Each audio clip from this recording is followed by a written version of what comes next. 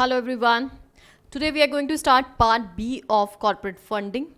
देखिए हमारा part B जो है वो 40 मार्क्स का कवरेज रखता है और 40 मार्क्स में वैसे देखा जाए तो दो ही चैप्टर हैं, that is LODR and international listing, और एक जो चैप्टर है वो जनरल कौन कौन से फॉर्म्स वगैरह जाते हैं वो सब दे रखा है, तो उसमें बहुत ज़्यादा कुछ नहीं है, वो सारे चैप्टर्स की समरी होती है।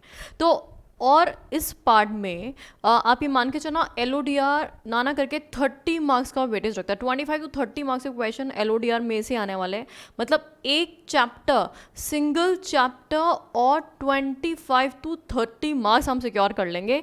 तो आउटस्टैंडिंग है ये चैप्टर, इसको अच्छे से आपने कर डाला तो लाइफ जिंगल आला।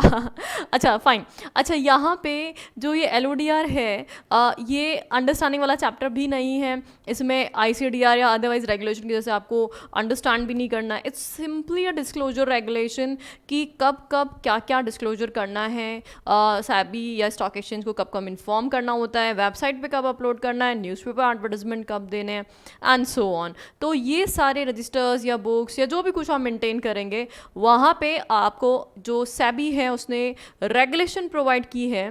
देखिए पहले क्या था कि हर कंपनी जो लिस्टिंग कराया करती थी वो अपने अपने स्टॉक एक्सचेंज के साथ जो अग्रीमेंट करती थी बस वही एक अग्रीमेंट हुआ करता था।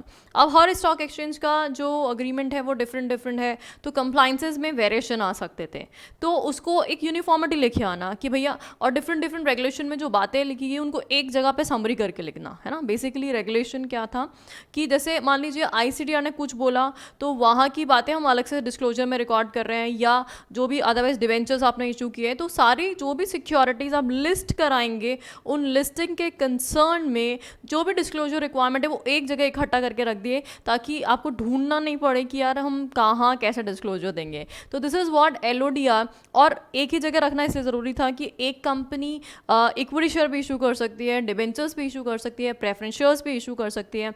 उनकी इशुएंस की गाइडलाइंस तो अलग अलग है, इशू करते वक्त वो अलग अलग फॉलो कर लेते हैं, लेकिन लिस्टिंग होने के बाद अगर कंपनी में डिफरेंट काइंड की सिक्योरिटीज़ हैं और सबकी अगर रेगुलेशन अलग अलग होती तो कंपनी के लिए बाद में जो पोस्ट इशू इफेक्ट थे वो बहुत टेरिबल हो सकते थे। इसलिए सेबी ने सारी जितनी भी सिक्योरिटीज़ हैं जो यहाँ पे कवर की जा रही है उन सब के लिए सेम टाइप के रेगुलेशंस डाल दिए कि अगर आप लिस्टेड एंटिटी हैं तो आपको क्या क्या कंडीशंस फुलफिल करनी पड़ेगी। तो ये हमारा जो है LODR का ओवरव्यू है। तो हम स्टार्ट करते हैं LODR के बारे में। फर्स्ट ऑफ ऑल LODR के हिसाब से लिस्टेड एंटिटी कौन होती है। देखिए आप मुझे बताएंगे क्या सिर्फ और सिर्फ एक पब्लिक कंपनी ही लिस्टेड कंपनी होती है या एक प्राइवेट कंपनी भी लिस्टेड हो सकती है? बहुत से बच्चों को कन्फ्यूजन रहता है, बहुत से बच्चे पता ही नहीं होता कि उनको कि कौन सी कंपनी लिस्टेड हो सकती है। तो आप क्या बोलते हैं कि क्या एक सिर्फ पब्लिक कंपनी ही लिस्टेड हो सकती है या एक प्राइवेट कंपनी भी लिस्टेड हो सकती है? व्हाट डू यू से? देखो कोई सी भी कंपनी लिस्टेड हो सकती है। अब आप सोचोगे है मैम प्राइवेट कंपनी लिस्टेड कैसे हो सकती है? प्राइवेट कंपनी में मेंबर्स की लिमिट तो 200 तक ही है। शांति। प्राइवेट कंपनी में मेंबर्स की लिमिट 200 होती है, लेकिन डिबेंचर्स की लिमिट 200 नहीं होती। एक प्राइवेट कंपनी में 200 से ज़्यादा डिबेंचर्स हो सकते हैं, तो डिबेंचर्स के लिए एक प्राइवेट कंपनी डेफिनेटली लिस्टेड हो सकती है। तो यहाँ पे लिस्टेड कोई भी कंपनी हो सकती है जो रिकॉग्नाइज स्टॉक एक्सचेंज पे अपनी सिक्योरिटीज़ को लिस्ट कराती है, और यहाँ पे जो भी एंटिटी है जिसने स्पेसिफाई, यहाँ डेजिग्नेटेड सिक्योरिटीज़ है, अगर उन डेजिग्नेटेड सिक्योरिटीज़ को लिस्ट करा रखा है तो वो इस रेगुलेशन में लिस्टेड मानी जाएगी। अब यहाँ पे डिफाइन किया हुआ है कि डेजिग्नेटेड सिक्योरिटी किसको बोलेंगे हम, कि what do you mean by designated security. पहले भाई यहाँ की डेफिनेशन देख लेते हैं। बहुत ही सिंपल सी प्यारी सी डेफिनेशन है लिस्टेड एंटिटी की। An entity which has listed on a recognized stock exchange या exchanges। ब्रैकेट में ऐसे इसलिए लिखा है कि आप एक एक्सचेंज पे भी लिस्ट हो सकते हैं और एक से ज़्यादा एक्सचेंजेस पे भी लिस्टिंग करा सकते हैं। Fine. The designated securities issued by it or designated securities जो भी है issued under scheme manage by it, या तो खुद ने इशू किया है या इसके थ्रू कोई स्कीम मैनेज हो रही है उसके थ्रू सिक्योरिटीज इशू की जा रही है, तो एट द एंड अगर वो सिक्योरिटीज लिस्ट हो रही है तो डेफिनेटली वो एंटिटी क्या मानी जाएगी, लिस्टेड एंटिटी मानी जाएगी। Got it. अच्छा, अब वो जो लिस्टेड एंटिटी है, लिस्टेड एंटिटी है, वो कौन कौन सी डेजिग्नेटेड सिक्योरिटीज़ की यहाँ पे बात की जा रही है कि किन किन सिक्योरिटीज़ के केस में एलओडीआर एप्लीकेबल होगा। तो एक तरह से तो ऑलमोस्ट सारी सिक्योरिटीज़ यहाँ पे कवर की जा चुकी हैं। लेट्स सी सबसे पहला नंबर स्पेसिफाइड सिक्योरिटीज़। नाम तो सुना ही होगा आपने, स्पेसिफाइड सिक्योरिटीज़। आईसीडीआर में हम है ना गला फाड़ फाड़ के थक गए थे, स्पेसिफाइड सिक्योरिटी पूरा एंटायर आईसीडीआर हमने पढ़ा, पूरा एक महीना हमारा चला था। तो स्पेसिफाइड सिक्योरिटी से क्या मतलब समझते हो भैया, इक्विटी शेयर्स और साथ ही में कन्वर्टेबल सिक्योरिटीज़ जो भी हैं, कन्वर्टेबल चाहे डिबेंचर्स हो या प्रेफरेंस शेयर्स हो, वो स्पेसिफाइड सिक्योरिटी में फॉल करते हैं। तो पहली काइंड ऑफ सिक्योरिटी कौन सी है हमारी, स्पेसिफाइड सिक्योरिटी। तो we can see specified security means equity shares and convertible securities as is defined under SEBI ICDR regulation 2018। तो ICDR में जो स्पेसिफाइड सिक्योरिटी है वो यहाँ पे कवर की गई है। तो ऑब्वियसली आप पब्लिक इशू लेके आ रहे हो, स्पेसिफाइड सिक्योरिटी का डिस्क्लोजर रिक्वायरमेंट्स तो आप पे एप्लीकेबल होंगे ही होंगे, तो पूरा एलओडीआर आप पे एप्लीकेबल है। पहले कर सिक्योरिटीज़ क्लियर है। नंबर 1 कौन सी हुई, स्पेसिफाइड सिक्योरिटीज़। नंबर 2, अच्छा सुनो ध्यान से, कन्वर्टेबल डेट तो आ गया ना स्पेसिफाइड सिक्योरिटी में, तो कौन से बचे, नॉन कन्वर्टेबल डेट। तो नॉन कन्वर्टेबल डेट का भी अगर आप पब्लिक इशू ला रहे हो, लिस्टिंग उसकी करा रहे हो, तो वो भी एलओडीआर प्रोविजन फॉलो करेगा। तो नंबर 2 हो गया नॉन कन्वर्टेबल डेट सिक्योरिटी, और साथ ही में non convertible preference shares, non convertible debt securities and non convertible preference share. इन दोनों का जो कन्वर्टेबल पोर्शन था वो किस में कवर था, कन्वर्टेबल पोर्शन स्पेसिफाइड सिक्योरिटीज़ में, और जो नॉन कन्वर्टेबल था वो अलग रेगुलेशन है ILDS एंड NCRPs। तो वो दोनों प्रोविजंस भी आपके कॉर्पोरेट फंडिंग में कवर किए गए हैं, तो वो दोनों चैप्टर्स भी हम अलग से पढ़ेंगे, ठीक है। Perpetual debt instruments, perpetual debt instrument का भी नाम सुना है, perpetual non cumulative preference share. ओहो मैम, आपको कुछ पता ही नहीं है। हमने आज तक अपनी साइड में पढ़ा है कि प्रेफरेंस शेयर मैक्सिमम 20 ईयर्स के लिए इशू किए जाते हैं और डिबेंचर्स मैक्सिमम 10 साल के लिए इशू किए जाते हैं, उसके बाद उनका रिडम्पशन किया जाता है। ये क्या पढ़ा रहे हो आप, परपेचुअल कंपनीज एक्ट के हिसाब से मना किया गया है, बैंकिंग रेगुलेशन इसको कतई मना नहीं करता है। तो अगर बैंकिंग कंपनीज हैं और वो RBI रेगुलेशंस के हिसाब से परपेचुअल डेट इंस्ट्रूमेंट या परपेचुअल प्रेफरेंस शेयर इशू करते हैं, उनकी लिस्टिंग कराते हैं, तो वो भी एलओडीआर प्रोविजन फॉलो करेंगे। तो ये जो परपेचुअल हैं दोनों, ये किसके लिए होते हैं, बैंकिंग कंपनीज के लिए होते हैं।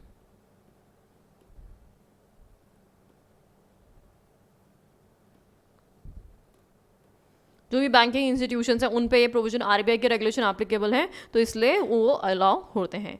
IDR इंडियन डिपॉजिटरी रिसिट्स, पता है आप लोगों को क्या होता है। IDR जैसे ADR GDR होता है, तो ADR GDR में तो क्या किया जाता है, इंडियन इशूअर फॉरेन इन्वेस्टर से पैसा लेता है ना, वेयर एज IDR में फॉरेन इशूअर इंडियन इन्वेस्टर से पैसा लाता है। मतलब कितनी गजब की बात है ना, बाहर वाले इंडिया वालों से पैसा ले रहे हैं, अदरवाइज तो हम ही मांगते रहते हैं हमेशा, पैसा दे दो भाई पैसा दे दो, है ना, हम ही भिखारी बने पड़े हैं। मतलब मोस्ट ऑफ द केसेस में आप देखेंगे Indian companies ADR GDR issue कर रही है अमेरिका में या otherwise globally.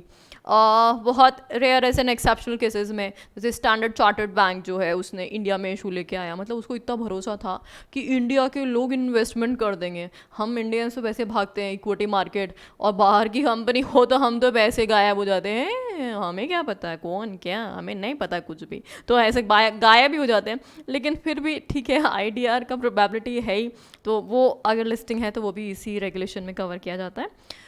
Securitise debt instrument and security receipts, कहीं सुने हैं क्या, सुने हैं ये नाम। अभी लास्ट चैप्टर में वही पढ़े थे हम, है ना, securitise debt instrument and security research. तो इनके इशुएंस जो आप कर रहे हैं, लिस्टिंग इनकी जो करा रहे हैं, तो वही डेफिनेटली एलओडीआर के प्रोविजन फॉलो करने पड़ेंगे। म्यूचुअल फंड की यूनिट्स अगर इशू हो रही है तो म्यूचुअल फंड के केस में भी आपको ये रेगुलेशन फॉलो करनी पड़ेगी। And lastly any other security, ये सबसे मस्त पॉइंट होता है, any other security as may be specified. तो सेबी इन फ्यूचर कोई भी सिक्योरिटी प्रेस्क्राइब करेगा तो उन पे भी एलओडीआर के प्रोविजन फॉलो किए जाएंगे। अच्छा, सिक्योरिटीज याद हो गई, फटाफट याद कर लेते हैं। नंबर वन आईसीडीआर वाली स्पेसिफाइड सिक्योरिटी। नंबर टू, अब आईसीडीआर में कन्वर्टेबल बोली थी तो नॉन कन्वर्टेबल वाली दोनों ले लेते हैं। एक तो non convertible debt instruments, non convertible redeemable preference shares, ठीक है। और फोर्थली, अब हमारे हो गए जब रिडीमेबल वगैरह की बात हम कर चुके हैं, तो अब परपेचुअल की बात करते हैं। Perpetual debt instrument, perpetual preference shares.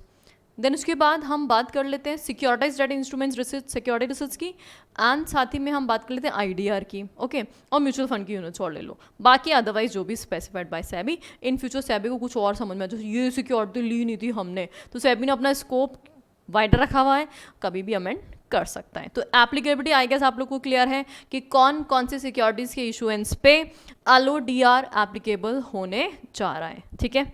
चलिए अब हम स्टार्ट कर रहे हैं अपना रेगुलेशन। देखो एलओडीआर की एक स्पेशलिटी, यहाँ पे कुछ समझना नहीं है, हमें ये चैप्टर याद ही करना पड़ेगा, और बहुत ईजी चैप्टर है, बस थोड़ा सा लेंदी बस है, बहुत सिंपल है, कुछ इसमें टेक्निकल पॉइंट्स नहीं है, कुछ एक आध रेगुलेशन में ही हमें थोड़ा सा कुछ दिमाग चलाना पड़ेगा, अदरवाइज बिल्कुल दिमाग नहीं चलाना है। यहाँ पे सिंपली आपको लर्न करना है, ठीक है। तो देखते हैं, स्टार्ट करते हैं। आपको लगेगा सच में मैम बहुत सिंपल चैप्टर है एकदम, बस हाँ लेंदी ज़रूर है, कंटेंट बहुत सारा है। चलिए हम स्टार्ट करें सबसे पहले रेगुलेशन नंबर 4 से। रेगुलेशन 4.1 की हम बात कर रहे हैं। Principles governing disclosures and obligations, Regulation 4 सब Regulation 1। डिस्क्लोजर्स के कंसर्न में LODR के क्या प्रिंसिपल हैं जिसपे पूरा LODR बेस्ड है, तो क्या क्या चीज़ें इंश्योर करना चाहता है LODR, उसके बारे में पहला जो रेगुलेशन नंबर 4 हम पढ़ने जा रहे हैं उसकी हम बात कर रहे हैं। तो व्हाट डज इट सेज, देखो फर्स्ट ऑफ ऑल जो भी इंफॉर्मेशन होगी shall be prepared and disclosed, जो भी इंफॉर्मेशन आप डिस्क्लोज कर रहे हो as per applicable standards of accounting and financial disclosures. जो भी एएस है, जैसे आपने फाइनेंशियल जो भी आप रिपोर्टिंग कर रहे हैं वो अकाउंटिंग स्टैंडर्ड आप फॉलो करेंगे, है ना। ये बात हम कोई पहली बार नहीं पढ़ रहे हैं, आप कंपनी लॉ में भी ये बात पढ़ते हैं, कंपनीज एक्ट के अंदर, कि जो भी accounts and financial statements prepare किए जाएंगे वो किसके हिसाब से किए जाएंगे, अकाउंटिंग स्टैंडर्ड्स एंड जो भी फाइनेंशियल रिपोर्टिंग सिस्टम उसके हिसाब से किया जाएगा। तो वैसे भी LODR में आपको कोई ऐसा स्पेशल चीज़ कोई दिखाई नहीं देगी कि ये नया आ गया, कुछ कुछ जगह पे पढ़ेंगे, बाकी अदरवाइज आपको सब कुछ सुनी सुनाई बातें लगेंगी। तो पहला प्रोविजन जो हमने यहाँ पे कवर किया, that is in regard of information, कि इंफॉर्मेशन जो प्रिपेयर्ड एंड डिस्क्लोज है एज पर क्या होगी, एप्लीकेबल स्टैंडर्ड्स होगी, जो भी अकाउंटिंग स्टैंडर्ड्स वगैरह एप्लीकेबल है, करेक्ट। सेकेंडली जो इन्फॉर्मेशन है वो क्या बोलता है कि ठीक है भैया, आप जो भी कंप्लाइंस कर रहे हैं, जो भी कुछ कंप्लाइंस करेंगे वो लेटर एंड स्पिरिट में करेंगे। हमारा ICSI यही तो बोलता है, letter and spirit, letter and spirit, letter and spirit. मतलब सिर्फ बोलने के लिए नहीं बोलेंगे कि कंप्लाइंस कर लिया, अंदर से भावनाओं से कंप्लाइंस होना चाहिए। और भावनाओं से कंप्लाइंस क्या होता है भाई, जैसे समझो एक कंपनी है, उसको वुमेन डायरेक्टर अपॉइंट करने की कैटेगरी में फॉल कर गई है। अब वुमेन डायरेक्टर अपॉइंट करने की कैटेगरी में फॉल कर गई है क्योंकि सपोज लिस्टेड हो गई है ना, तो एक वुमेन डायरेक्टर होना मैंडेटरी होगा, सेक्शन 149 पढ़ा हो अगर आपने गलती से कभी एग्जीक्यूटिव में, तो वुमेन डायरेक्टर की रिक्वायरमेंट है उसको। अब कंपनी अपने एक्चुअल में जो एलिजिबल वुमेन कैंडिडेट्स हैं उनको प्रमोट करने की जगह पे अपने ही घर के किसी रिलेटिव को वुमेन डायरेक्टर बना दे, तो ये कंप्लाइंस तो हो गया, इन लेटर हुआ है, इन स्पिरिट, भावनाओं में नहीं गए हम, गहराइयों में नहीं गए। एक्चुअल में ये जो प्रोविजन डाला था वुमेन डायरेक्टर, उसका सिंपल इंटेंशन ऑफ लॉ था कि भाई एटलीस्ट एक ऐसी वुमेन जो एलिजिबल है, कैलिबर रखती है, जो प्रमोट होकर के आनी चाहिए, उसको बोर्ड ऑफ डायरेक्टर्स में बिठाओ ताकि वो इंडिपेंडेंटली वुमेन सेफ्टी एम्पावरमेंट के बारे में कुछ काम कर सके। वेरएस आपने किया क्या?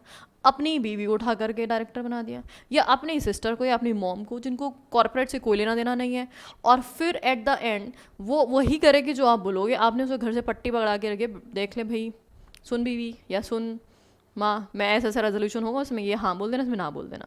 तो she is just a puppet of you, she is not an independent person, तो she is not behaving like a women director. तो we are not following this provision in the spirit. तो ये बोलता है एलओडीआर कि आपको जो भी प्रोविजंस हैं, जो भी कंप्लाइंसेज हैं which you are following, that must be followed not only in letter but also in the spirit. Got it? Language सीखते हैं। The listed entity shall implement the prescribed accounting standards in letter and spirit। First point में बोला था कि accounting जो भी standards हैं वो फॉलो कर लेना, फिर सेकंड पॉइंट में क्या बोल दिया भैया, फॉलो तो कर लेना लेकिन किस में कर लेना? लेटर एंड स्पिरिट में कर लेना। ऐसे ही नहीं कि बस हवा में हाँ ठीक है फॉलो कर लिया, उसमें अंदर घोटाले बहुत सारे हैं, अंदर हमने बहुत कुछ कारस्तानियाँ की हुई हैं। तो लेटर एंड स्पिरिट में होना चाहिए। In the preparation of financial statement taking into consideration the interest of all stake holders and shall also ensure that the annual audit is conducted by an independent, competent and qualified auditor। देखिए auditor का provision company act में already दे ही रखा है, तो auditor के appointment में भी ये नहीं कि हम किसी नोन कोई ऑडिटर बना के रख रहे हैं, बोले कंपनी एक्ट ने बोला था ऑडिटर बना दो, बना दिया हमने, और वो ऑडिटर इंडिपेंडेंटली काम नहीं कर रहा है, तो एट द एंड क्या फ़ायदा हुआ फिर? तो इसीलिए हम ये चीज़ें इंश्योर करना चाहते हैं कि जो भी आप कुछ काम करो लेटर एंड स्पिरिट में करो, इंडिपेंडेंटली करो। Got it? Second point clear? चले, अब थर्ड पॉइंट जो है ना, मतलब है ना, अब शायद आप कभी ज़िंदगी में नहीं भूलोगे, मतलब हर रेगुलेशन में हर जगह ये मिस रिप्रेजेंटेशन पीछा नहीं छोड़ता। मतलब हर चैप्टर का रट्टा मान लेना, गांठ मान लेना आप लोग अच्छे से, मिस रिप्रेजेंटेशन नहीं होना चाहिए, ट्रू इन्फॉर्मेशन होनी चाहिए। तो listed entity shall refrain from misrepresentation, refrain from misrepresentation and ensure that information provided to the recognized stock exchange investor is not misleading। तो ना तो misrepresentation होना चाहिए, ना ही misleading information होनी चाहिए। तीनों बात एकदम क्लियर है। Clause A, clause B, clause C हम ट्राई करते हैं क्लास में याद करें इसको, ताकि आप लोगों को बर्डन एकदम रिड्यूस हो जाए। सबसे पहले एक बार फटाफट से याद करते हैं कौन कौन सी सिक्योरिटीज़ के केस में अगर आप लिस्टिंग कराएंगे तो एलओडीआर एप्लीकेबल होगा। तो नंबर 1 कौन सी सिक्योरिटी थी? नंबर 1 मुझे याद आ रहा है स्पेसिफाइड सिक्योरिटी। नंबर 2 कौन सी सिक्योरिटी थी? जल्दी बताओ कौन सी वाली थी? कन्वर्टेबल या नॉन कन्वर्टेबल? अरे मैम कन्वर्टेबल तो ऊपर आ गई ना, अब तो नॉन कन्वर्टेबल आएगा।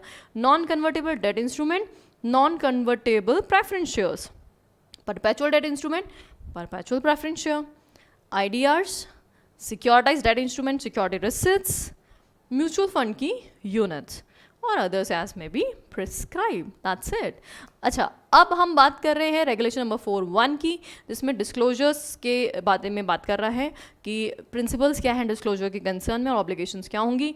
तो 4(1) में क्लॉज ए हमने पढ़ा, क्या पढ़ा? जो भी डिस्क्लोजर्स होंगे ना, अकाउंटिंग स्टैंडर्ड्स और जो फाइनेंशियल डिस्क्लोजर्स रिक्वायरमेंट्स वो फुलफिल करेंगे। जो अकाउंटिंग स्टैंडर्ड्स फॉलो कर रहे हो वो लेटर एंड स्पिरिट में फॉलो कर लेना। किसमें? लेटर एंड स्पिरिट में फॉलो कर लेना। और साथ ही में ऑडिटर्स वगैरह जो भी काम करें इंडिपेंडेंटली काम करें, ये इंश्योर कर लेना। एंड थर्डली क्या पढ़ा? मिस रिप्रेजेंटेशन नहीं होगा, मिसलीडिंग इन्फॉर्मेशन नहीं होगी। Got it? चलिए अब पढ़ते हैं नेक्स्ट। 3 क्लॉजेज हो गए ABC, अब डी क्लॉज देखते हैं। अब इसने डी क्लॉज में बोला कि लिस्टेड एंटिटी जो इन्फॉर्मेशन प्रोवाइड करेगी वो टाइमली मैनर में होगी। देखिए हर इन्फॉर्मेशन का टाइमली रिसीव करना बहुत इंपॉर्टेंट है। इवन जो मनी मार्केट है, कैपिटल मार्केट है, उसमें तो बोला ही जाता है कि टाइमली इन्फॉर्मेशन इज़ मनी। अगर मुझे किसी कंपनी में ये पता चले कि ये कंपनी बंद होने वाली है तो मैं क्या करूँगी? फटाक से उस कंपनी के शेयर बेच दूँगी, टाइमली इन्फॉर्मेशन मिल गई। या फिर मुझे टिप लग गई कि ये कंपनी ना मर्जर लेके आने वाली है, मैंने उस कंपनी के शेयर खरीद लिया, आउटस्टैंडिंग मर्जर होने वाला है, तो टाइमली इन्फॉर्मेशन मिली और फ़ायदा हो गया। तो किसी भी जगह पे टाइमली इन्फॉर्म्ड करना बहुत इंपॉर्टेंट है। तो एग्जैक्टली यहाँ पे एलओडीआर भी बोलता है कि आप इन्वेस्टर्स को जो भी इन्फॉर्मेशन दें। अब एजीएम का नोटिस दे रहे थे भैया 21 दिन का, एजीएम हो गई, उससे बाद तक तो नोटिस ही नहीं मिल रहे। तो ये कौन सा मैनर हुआ भैया इन्फॉर्मेशन का? तो ऑब्वियसली आपको जो भी इन्फॉर्मेशन देनी है, डिलीवर करनी है, वो टाइमली सिस्टमैटिक मैनर में होनी चाहिए। तो let's see, the listed entity shell provide adequate and timely information to the recognized stock exchange and investors। तो स्टॉक एक्सचेंज को तो टाइमली देना ही पड़ेगा। पूरा एंटायर एलओडीआर तो बेस्ड ही इस पे है कि 2 दिन में इन्फॉर्मेशन, 2 दिन पहले, 5 दिन में, 11 दिन में, 7 दिन में, ऐसे तो पढ़ेंगे हम इसमें पूरे में। तो इसलिए ये पूरा एंटायर जो एलओडीआर का बेसिस ही है भैया, टाइमली इन्फॉर्मेशन डिलीवर होनी चाहिए। तो यहाँ पे क्या बातें हैं? टाइमली इन्फॉर्मेशन किसको? रिकॉग्नाइज स्टॉक एक्सचेंज को एंड इन्वेस्टर्स को, इन दोनों लोगों को टाइमली इंफॉर्मेशन प्रोवाइड आपको करनी है। ठीक है, चलिए आगे बढ़ते हैं। The listed entity shall ensure that dissemination made under provision of this regulation and circulars made thereunder are adequate, accurate, explicit, timely and presented in a simple language. अब जो डिस्क्लोजर है उसका फॉर्म बता रहा है कि what kind of disclosures must be given. तो disclosure क्या होना चाहिए? एक्सप्लिसिट होना चाहिए, अंडरस्टैंडेबल होना चाहिए। पता चला आपने ऐसी लैंग्वेज यूज़ कर ली कि जो इन्वेस्टर है ना वो सोचता ही जा रहा है लिखा क्या है भाई।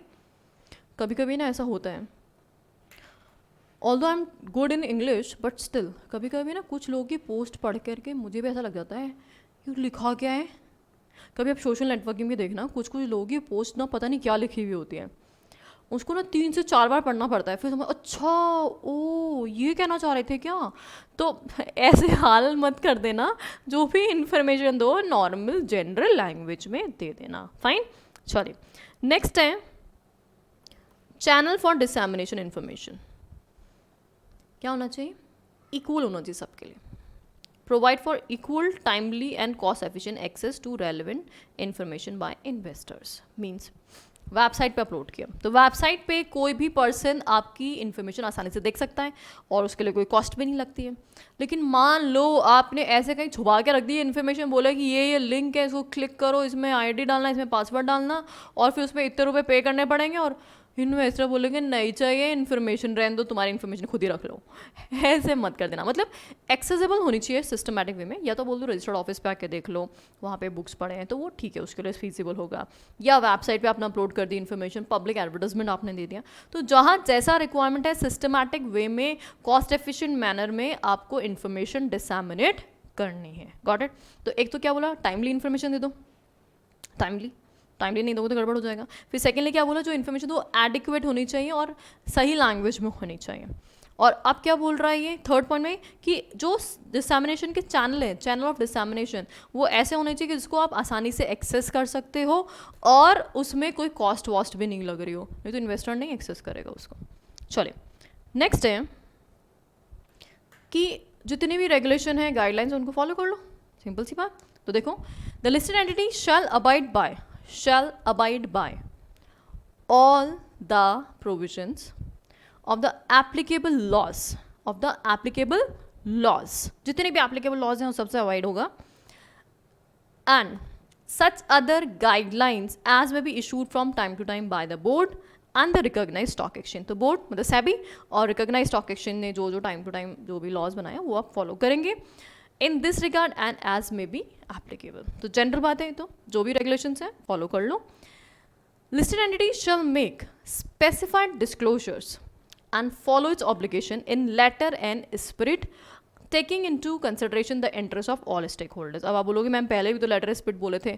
पहले लेटर ऑफ स्पिरिट हमने बोला था अकाउंट्स के कंसर्न में, अकाउंटिंग स्टैंडर्ड के कंसर्न में। अब जो लेटर ऑफ स्पिरिट की बात कर रहे हैं वो बात कर रहे हैं डिस्क्लोजर्स एंड ऑब्लिगेशन के कंसर्न में। बाकी अदरवाइज सभी के लिए लेटर ऑफ स्पिरिट एप्लीकेबल होगा। पहले किसके लिए था? अकाउंटिंग स्टैंडर्ड्स के कंसर्न में। अब किसके लिए है? जो भी आप डिस्क्लोजर्स दे रहे हैं, जो भी इंफॉर्मेशन डिसएमिनेट कर रहे हैं उसके कंसर्न में। चलिए आगे बढ़ते हैं। नेक्स्ट है कि जो भी आपके डॉक्यूमेंट्स हैं उसमें रेलेवेंट इन्फॉर्मेशन कंटेन होनी चाहिए।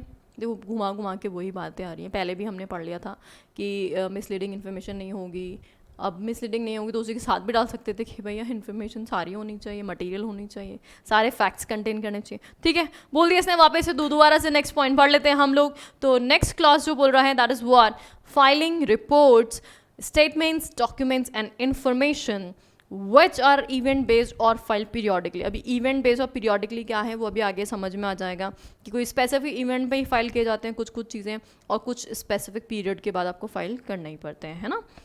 शैल कंटेन रेलेवेंट इन्फॉर्मेशन, जैसे एनुअल रिटर्न है तो पीरियोडिक है, हर साल करनी है तो करनी है। MGT 14 है, पीरियोडिक नहीं है, इवेंट बेस्ड है, अगर होगा इवेंट तो फाइल किया जाएगा, SR पास होगा तो MGT 14 फाइल होगा, नहीं तो नहीं होएगा, just like that. Periodic filings, reports, statements, documents and information reports shall contain information that shall enable investors to track the performance of listed entity over a regular interval of time and shall provide sufficient information to enable investors to access the current status of the listed entity। अब अगर investors आपके बारे में जानना चाहते हैं तो कहाँ से जान सकते हैं आप क्या वर्किंग कर रहे हैं, क्या परफॉर्मेंस है, अभी फाइनली अब कंपनी का स्टेटस क्या होगा, वो सब चीज़ें जानने के लिए अगर इंटरेस्टेड है वो इन्वेस्टर तो कैसे कहाँ पे वो पता लगा सकता है, उसके बारे में भी आप उसको टाइम टू टाइम अवेयर करते रहिए। ठीक है, चलिए। तो रेगुलेशन 4 सब रेगुलेशन 1 जो है उसमें हमने जे तक के क्लॉजेस देखे, जिनमें बहुत जनरल बातें हमने देखी। डिस्क्लोजर, डिसैमिनेशन, ट्रू फेयर, एकदम सही सही इन्फॉर्मेशन, लेटर स्पिरिट फॉलो कर लो, टाइमली डिसैमिनेशन, और जो डिसैमिनेशन के जो मोड हैं वो सबके लिए इक्वली अवेलेबल होनी चाहिए, कॉस्ट एफिशिएंट होने चाहिए। अच्छा, हमने आज क्या पढ़ लिया? सबसे पहले हमने क्या पढ़ा अभी कि रेगुलेशन जो है ये LODR रेगुलेशन एप्लीकेबिलिटी कौन कौन सी सिक्योरिटीज़ पे है, लिस्टेड एंटिटीज़ पे है, एंड देन रेगुलेशन 4.1 में डिस्क्लोजर्स के जो प्रिंसिपल्स है उसके बारे में हमने कंप्लीट कर लिया है। आज के लिए इतना इनफ है, बाकी रेगुलेशन 4.2 और बाकी रेस्ट ऑफ द रेगुलेशन के साथ नेक्स्ट क्लास में कंटिन्यू करेंगे। Thank you so much.